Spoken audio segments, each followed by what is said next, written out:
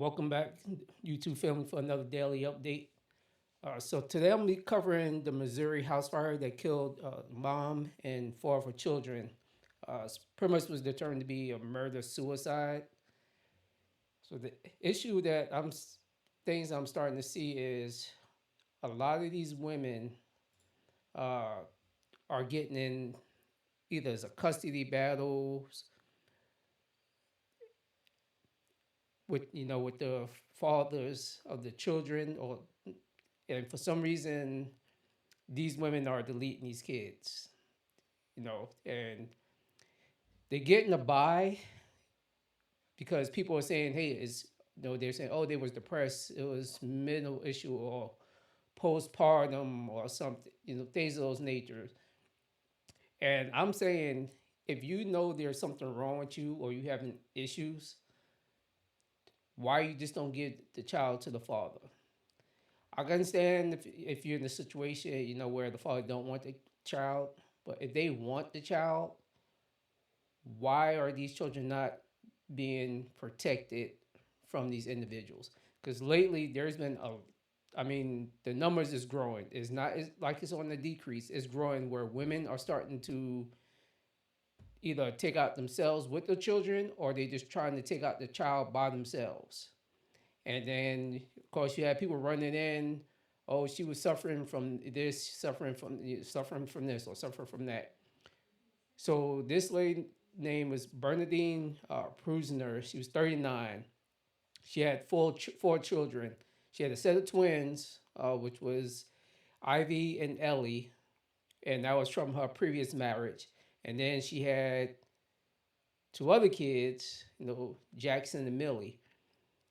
And it was a whole battle going on. She was pretty much she was on the battle on both fronts from both sets of kids.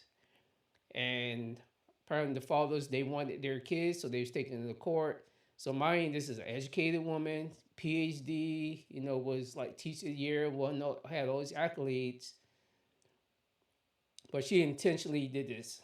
So we're gonna go ahead and take a look at, listen to see what the news had to say about this. But, all I can say is there's no excuse. Our top story: tragedy in Ferguson. A mother and four children die in a suspicious house fire. She was very good with her kids. She was very good mother. Tonight, a community comes together in grief and shock. When something this horrendously tragic happens, people are hurting. Tonight, investigators from bomb and arson and homicide detectives are all looking into what happened. Good evening, everyone. I'm Kelly Jackson. And I'm Mike Bush. The fire broke out around 4:30 this morning on North Clay Avenue in Ferguson. 5 people and 3 family pets were killed. Family tells 5 on Your Side that 39-year-old Bernadine Prusner and her 4 young children were inside the home at the time. Just hours ago, a somber vigil was held at Jeske Park, just down the street from the family's home. Our Robert Townsend was there and spoke with community leaders coming to grips with this terrible day. Robert. Michael, people in Ferguson and all around the St. Louis region are feeling immense pain after hearing what happened to the family. They came together in prayer. So we just pray for this family and those that are left here. In song. How sweet the sound. And in moments of silence. More than 24 saddened neighbors, police officers, and others huddled in a circle hours after Bernadine Prusner and her 4 children were killed in a house fire in Ferguson. I just want to sit down and bawl my eyes out. After she heard about the early morning tragedy, Councilwoman Linda Lipka organized this vigil at a nearby park. I didn't get to meet her kids. I didn't get to meet her, but I didn't have to know that she mattered. It comes down to humanity. It comes down to community. Understandably, Prusner's hurting father didn't want to talk on camera. He told me by phone that his 39-year-old daughter and her children lived in the home for about 6 years. For the past 2 years, Bernadine Prusner, an author and professor, taught early childhood education at Lewis and Clark Community College. She also had an older brother. Her grief-stricken dad identified his grandchildren as 2-year-old Millie Jackson Spader, 6-year-old Jackson Spader, and 9-year-old twin sisters, Ellie and Ivy Prusner. We ask that you let them know how much they're going to be missed. We ask that you let them know that they are loved. Many of them are struggling, and we're working on trying to get them some help. Ferguson's teary-eyed police chief is talking about his officers who responded to the unforgettable scene. People see us, law enforcement, we're supposed to be these tough people, but as I tell people, we're also human too. We will continue to come together as one in love to do whatever we can to help.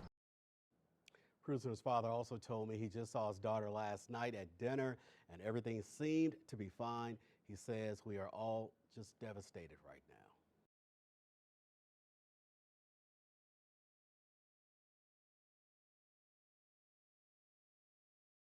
Tonight, a tragic update. We now know a house fire that killed a mom and her 4 children was intentionally set. Tonight, we're getting some answers that are raising more questions. Good evening, everyone. I'm Kelly Jackson. And I'm Mike Bush. Investigators believe Bernadine Prusner set the fire intentionally early Monday morning at the family's home in Ferguson. Robert Townsend is live in Ferguson tonight with the gut-wrenching reaction from city leaders and the fathers of the children. Robert. Mike, it's been an extremely tough time for so many people here in Ferguson, and nobody wanted to hear the heart-wrenching update on what happened to that family. I am so very sorry for the heartache she was feeling. I'm so very sorry for the children. I'm so very, very sorry for the parents. You could see the heartbreak and sadness in Councilwoman Linda Livka's eyes. She's just one of many in Ferguson and all around the St. Louis region, still feeling the pain after hearing about Monday's house fire that killed Bernadine Birdie Prusner and her 4 children. Fire investigators now say the 39-year-old mom intentionally set the fire, which started on the mattress. The Ferguson mom was a former model, a highly respected author, and assistant professor who taught early childhood education at Lewis and Clark Community College. For somebody to have that much outreach and that much connection with humanity all around her, to feel that alone, we need to do better. St. Louis County Police say she left a note stating intentions to take her life and the lives of her children. 2-year-old Millie, 6-year-old Jackson, and her 9-year-old twin daughters, Ellie and Ivy. It has ripples throughout the community. Dr. Bart Andrews is Chief Clinical Officer at Behavioral Health Response. Among other things, he says before such a tragedy occurs, people can try to keep an eye out for possible warning signs. Have something they used to do they're not doing anymore? Are they talking about being depressed? Are they talking in terms of finality? Jason Spader, the father of Prusner's 2 youngest children, released a statement on behalf of himself and the father of the other children. Spader says, quote, "As dads, right now we have to focus on honoring the 4 beautiful lives, and we plan to do that together. Our thanks go out to the community, people we know, and many we have never even met who have shown us incredible amounts of support. We will continue to need it." Now, Ferguson Police Chief Troy Doyle released a statement that reads in part, "This moment of sorrow calls us to band together like never before." Doyle says it's time to lean on one another, to listen with open hearts, and to offer a shoulder or an ear to those in need. We're live tonight in Ferguson. I'm Robert Townsend. 5 on your side. Within the hour, we received a statement from the family through Birdie Prusner's attorney. They believe she was troubled by ongoing issues in family court. They say, quote, Birdie lived for her children and focused only on their happiness. Birdie got to an awful place, one that resulted in tragic consequences. Their statement goes on to say, we will never get our daughter back. We will never see our grandchildren again. But if this tragedy could direct people to seek help in times of anguish and crisis, then perhaps Birdie's life and not her death will stand for something. If you or someone you know is struggling, help is available. You can call the Suicide Prevention Lifeline 24/7, the number 988.